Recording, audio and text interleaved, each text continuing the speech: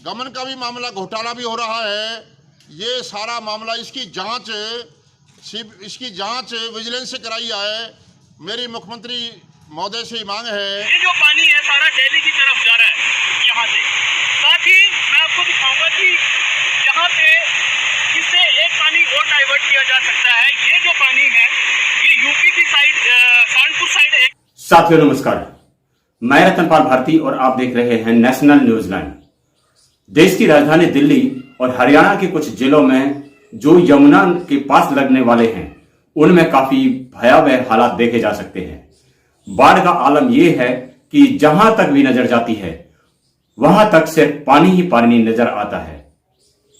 पिछले दिनों हरियाणा के उप मुख्यमंत्री दुष्यंत चौटाला ने ट्रैक्टर के द्वारा जाकर एक गांव का दौरा किया। इस वीडियो में स्पष्ट देखा जा सकता था कि दूर दूर तक ना तो कोई फसल दिखाई दे रही थी और ना ही किसी तरह का कोई काम करते हुए लोग दिखाई दे रहे थे। इस बाढ़ ने लोगों का हाल बेहाल कर रखा है। हरियाणा के करनाल, यमुनानगर, सोनीपत और पानीपत जिलों में बाढ़ ने लोगों का जीवन प्रभावित किया है। वहीं देश की राजधानी दिल्ली में भी बाढ़ का आलम यह है कि रिहायशी इलाकों में पानी भर गया है। हालांकि कुछ मीडिया तस्वीरों में साफ साफ देखा जा सकता है कि सड़कों पर पानी नहीं है और रिपोर्टर छाती और कंधे तक पानी में डूबकर रिपोर्टिंग कर रहे हैं। वहीं कैमरामैन सूखी सड़कों पर खड़े होकर उन्हीं पत्रकारों की शूटिंग कर रहे हैं जो कंधे से ज्यादा पानी बता रहे हैं। इससे आप आसानी से अंदाजा लगा सकते हैं कि मीडिया चैनल किस तरह से आप लोगों को भ्रमित करने का काम कर रहे हैं। आम आदमी पार्टी के सांसद संजय सिंह ने दिल्ली की बाढ़ को बीजेपी के बदले की राजनीति करार देते हुए कहा है, दिल्ली की बाढ़ केंद्र की साजिश है। जब दिल्ली में बारिश नहीं हो रही है तो जानबूझकर दिल्ली में पानी छोड़कर दिल्ली को क्यों डुबो रही है बीजेपी। बीजेपी वालों, शर्म करो, कितनी घटिया राजनीति करोगे। और इसके साथ साथ ही उन्होंने ये वीडियो शेयर किया है। इस वीडियो में एक आदमी बताता है कि हथिनी कुंड बैराज का पानी दिल्ली की तरफ छोड़ा गया है, जबकि वहीं एक अन्य नहर भी है जो यूपी के दूसरे जिलों की तरफ जाती है। उसमें बिल्कुल भी पानी नहीं है और वो बिल्कुल सूखी पड़ी हुई है। अगर इस नहर में पानी छोड़ दिया जाता तो कम से कम हालात इतने भयावह नहीं होते जितने हरियाणा और दिल्ली के अंदर दिखाई दे रहे हैं।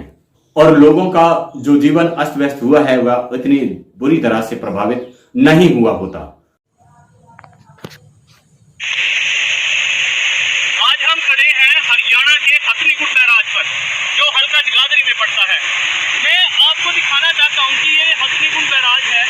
ये जो पानी है सारा दिल्ली की तरफ जा रहा है यहाँ से।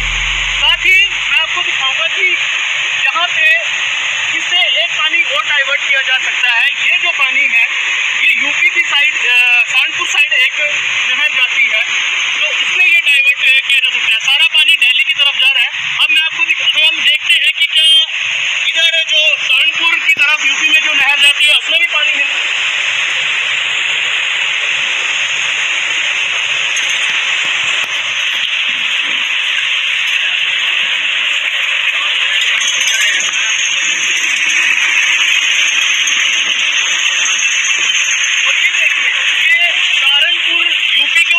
जाती है साथ में जो हमने आपको दिखाया था 14 जुलाई फ्राइडे के दिन मैं यहाँ खड़ा हूँ सुबह।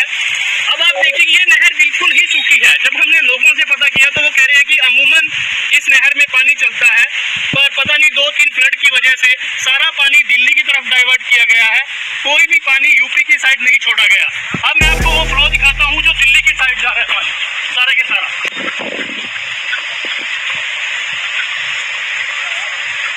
साइड से मैं आपको फ्लो दिखा सकता हूँ। ये सारा यूपी की साइड ये है, ये सारी नहर सूखी है और साथ ही जो फ्लो है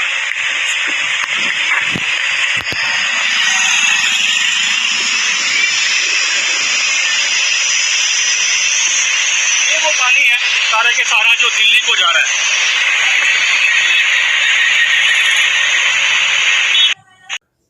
अगली खबर के लिए आपको ले चलते हैं राजस्थान के करौली के टोडा भीम इलाके में बैरवा समाज की एक छात्रा को घर से अगवा करके उसके साथ गैंगरेप करने का मामला सामने आया है। खबरों के अनुसार छात्रा के साथ गैंगरेप करने के बाद हत्या कर दी गई और एसिड डालकर उसे कुएं में फेंक दिया गया। इस खबर पर बहुजन समाज पार्टी के सांसद रामजी गौतम ने राजस्थान के टोडा भीम पहुंचकर परिवार को हर संभव मदद देने का आश्वासन दिया। इससे पहले उन्होंने इस विषय में एक ट्वीट भी किया था, जिसमें उन्होंने लिखा है, राजस्थान में फिर एक दुखद घटना। करौली के टोड़ा भीम में बैरवा समाज की बेटी की लाश कुएं में मिली, जिसका बलात्कार कर गोली मारने और चेहरे पर एसिड से जलाने के निशान व बलात्कार का अंदेशा। राजस्थान कब तक दलित और आदिवासियों के लिए कब्रगाह बना रहेगा? और आज हम सब मिलकर इस बेटी के गुनाहगारों को फांसी दिलाने के लिए हिंडौन पहुंच रहे हैं।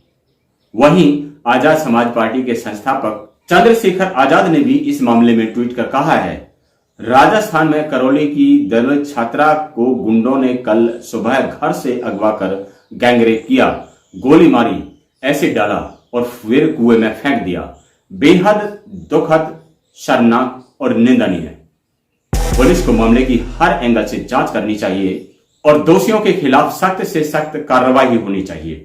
सत्ता के संरक्षण में गुंडों के हौसले बुलंद हैं। प्रदेश में लगातार हत्या और रेप जैसी गंभीर अपराध आम हो गए हैं। राजस्थान सरकार की खोखली कानून व्यवस्था के कारण वंचित वर्ग में भय का माहौल बना हुआ है। अगली खबर के लिए चलते हैं हरियाणा के पलवल जिले में, जहां बामसेफ के कार्यकर्ता देवीदयाल सैनी ने हरियाणा सरकार की सफाई व्यवस्था पर सवाल उठाते हुए भ्रष्टाचार के आरोप लगाए हैं और विजिलेंस टीम के माध्यम से इसकी जांच कराने की मांग की है। उन्होंने वीडियो के माध्यम से सरकार पर क्या क्या आरोप लगाए हैं, आइए देखते हैं। मैं देवीदयाल सैनी, प्रदेश महासचिव, राष्ट्रीय अत्याचार निवारण बल समर्थित संस्था वामसेफ, मैं यहाँ सैनी नगर पलवल में अपने मकान के दरवाजे पर हूँ। ये सैनी नगर में सफाई का इतना बुरा हाल है कि यहाँ सफाई कर्मचारी कभी कभी आते हैं और ये घास आप देख रहे हो, ये सामने ये घास देख रहे हो आप, ये घास हमने अपने हाथों से साफ की है। अभी 1 घंटे हमने काम किया है खुद ने, वो घास अभी रह रही है, इसको भी साफ करेंगे। और ये जो सफाई है आगे देखिए, ये मिट्टी हमने खुद ने इकट्ठी उठाकर डाली है। ये आप देख रहे हो, ये हमें इकट्ठा किया है अभी कूड़ा, और ये मिट्टी हमने उठाकर वहाँ प्लॉट पर डाली है। सफाई कर्मचारी कभी कभी आते हैं और जो इको ग्रीन जो सफाई की कंपनी है वो नियमित रूप से गाड़ी लेकर नहीं आती है। और विश्वसनीय सूत्रों से मालूम हुआ है कि सफाई कर्मचारी एसडीएम, सिटी मजिस्ट्रेट और डीसी के रेजिडेंस पर नगर पालिका की तरफ से भेजे हुए तनख्वाह नगर पालिका की तरफ से दी जाती है और ये अधिकारियों की कोठियों पर अधिकतर कर्मचारी काम करते हैं। और सुनने में ये भी आया है कि कर्मचारियों की हाजिरी ज़्यादा लगाई जा रही है और कर्मचारी मौके पर कम है। गमन का भी मामला, घोटाला भी हो रहा है। ये सारा मामला इसकी जांच विजिलेंस से कराई जाए। मेरी मुख्यमंत्री महोदय से मांग है कि इसकी जल्दी ही पलवल में जो सफाई के नाम पर घोटाला हो रहा है, जो ठेका दिया हुआ सफाई कंपनी को, इसमें भी गोलमाल है। तो इसलिए मेरी ये मांग है कि जल्दी ही, और जो कर्मचारी सफाई कर्मचारी नगर पार्षदों को अपने अपने वार्ड में सफाई के लिए हुए हैं, वो उनमें से बहुत सारे जो पार्षद हैं वो अपने घर के आसपास सफाई करवाते हैं और जो दूसरे मोहल्लों में सफाई कम करवाते हैं। तो इसलिए ये जल्द से जल्द इसकी जांच की जानी चाहिए और ये घोटाला सामने आना चाहिए। ये इसी के साथ सभी को जय भीम, जय फूले, जय भारत, जय संविधान, जय विज्ञान। देश भर में महंगाई ने लोगों का हाल बेहाल कर रखा है। सुर्खियों में टमाटर की कीमतें हैं, लेकिन साथ ही अन्य वस्तुओं के दामों ने भी लोगों की जेब पर असर डाला है। घरेलू गैस के दामों की बात करें तो अब यह स्पष्ट हो चुका है कि भारत के लोगों को विश्व के अन्य देशों की तुलना में सबसे महंगी गैस मिलती है। पिछले ही दिनों ये खबर सुर्खियों में छाई रही। इस पर ट्वीट करते हुए संभवी लिखती हैं, क्या आपको पता है वर्तमान में भारत में एलपीजी सिलेंडर की कीमत दुनिया के सभी देशों में सबसे अधिक है, अमेरिका से भी अधिक। और पेट्रोल के मामले में भारत दुनिया का तीसरा सबसे महंगा देश है। दुनिया के मुकाबले में देश की प्रति व्यक्ति आय का स्तर देखते हुए यह बहुत ही शर्मनाक तथ्य है। वहीं टमाटर की कीमतों को लेकर जहां साधारण लोग ही सवाल उठा रहे थे, वहीं बॉलीवुड की जानी मानी हस्ती सुनील शेट्टी ने भी टमाटर के महंगे होने पर चिंता जाहिर की है और उन्होंने कहा है, टमाटर महंगा होने से मैं इसे कम खा रहा हूं, मेरे परिवार के किचन पर भी असर पड़ गया है। जब देश और दुनिया की जानी मानी हस्तियां महंगाई की मार से त्रस्त हैं, तो वहीं अंधभक्त यह कहते दिखाई दे रहे हैं कि देश में कोई महंगाई नहीं है। अगली खबर के लिए आपको ले चलते हैं उत्तर प्रदेश। जैसा कि आप जानते हैं, सीमा हैदर नाम की एक पाकिस्तानी महिला अपने 4 बच्चों के साथ अपने तथाकथित प्रेमी से मिलने के लिए भारत आई हुई है और वह काफी सुर्खियों में है। इस महिला के विषय में अनेक तरह की बातें हो रही हैं। वह खुद को 5वीं कक्षा तक पढ़ी हुई बता रही है, तो कभी उसके पास 2-2 पासपोर्ट होने की बात सामने आती है। मीडिया से जिस तरह सधे हुए अंदाज में वह बात करती है, वह बेहद संदेहजनक है। कोई घरेलू महिला जो सिर्फ 5वीं कक्षा तक ही पढ़ी हो, वह इतनी फॉरवर्ड कैसे हो सकती है? कभी वो कहती है कि उसका पति मजदूर है, तो कभी कहती है कि रिक्शा चालक है। लेकिन आर्टिकल 19 पर नवीन कुमार को दिए गए अपने एक इंटरव्यू में वो बताती है कि यहां तक पहुंचने में उसके 12 लाख रुपए खर्च हो गए। अगर उसका पति मजदूर है या रिक्शा चालक है, तो सवाल है कि 12 लाख रुपए उसके पास आए कहां से? और सोशल मीडिया के जरिए यह भी सामने आने लगा है कि वो पाकिस्तान की सेना की अधिकारी है। आखिर मामला क्या है? सरकार को इसकी गहनता से जांच करनी चाहिए, क्योंकि अब तक न जाने कितने लोग पाकिस्तान की हनी ट्रैप का शिकार हो चुके हैं। सरकार को समय रहते जागना होगा, अन्यथा कोई बड़ा हादसा हो सकता है। कल तक जो खिलाड़ी सड़क पर प्रदर्शन कर रहे थे, उनकी तरफ से एक बड़ी खबर निकलकर सामने आ रही है। वर्ल्ड रैंकिंग सीरीज में संगीता फोगाट ने अपना लोहा मनवाकर देश के लिए कांस्य पदक जीत लिया है।